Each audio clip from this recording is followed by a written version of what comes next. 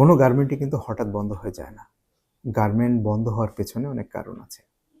আজকে যদি একটা গার্মেন্ট বন্ধ করতে হয়, তাহলে দেখবেন ২, ৪, ৫, ৭, ১০ বছর আগের থেকে প্রক্রিয়া শুরু হয়েছে।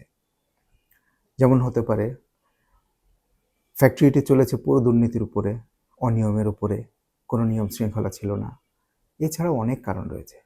আসুন আমরা আলোচনা করি কেন একটি ফ্যাক্টরি এত সুন্দর তিলে, তিলে গড়া, এত কষ্টের একটা ফ্যাক্টরি কেন বন্ধ হয়ে যায়?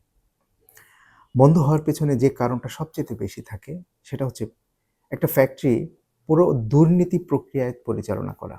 পুরো ব্যাংক লোনের উপরে ভিত্তি করে যেসব ফ্যাক্টরি গড়ে ওঠে সেই ফ্যাক্টরিগুলো বন্ধ হয়ে যায়, কারণ ব্যাংকের হিউজ ইন্টারেস্ট। সাপ্লায়ার ও এমপ্লয়ীদের যে টাকা পয়সা থাকে, তাদের যে পেমেন্ট থাকে, লেনদেন থাকে, সেটাকে যদি ডিলে করা হয় বা তাদের অর্থ না দেওয়ার একটা টেন্ডেন্সি থাকে বা মেরে দেওয়ার টেন্ডেন্সি থাকে, এই ধরনের ফ্যাক্টরিগুলো সাধারণত টিকে না।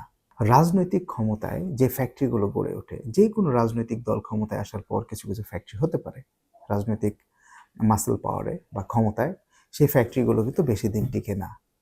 সময় মতো ও সঠিকভাবে যারা শিপমেন্ট করে না, ভালো প্রোডাক্ট, কোয়ালিটি প্রোডাক্ট যারা করে না এবং এক্সটেনশন নিয়ে নিয়ে যারা শিপমেন্ট করে, এইসব ক্যারেক্টার যাদের আছে যেসব ফ্যাক্টরির, সেই সব ফ্যাক্টরিগুলো বন্ধ হবেই। This is must.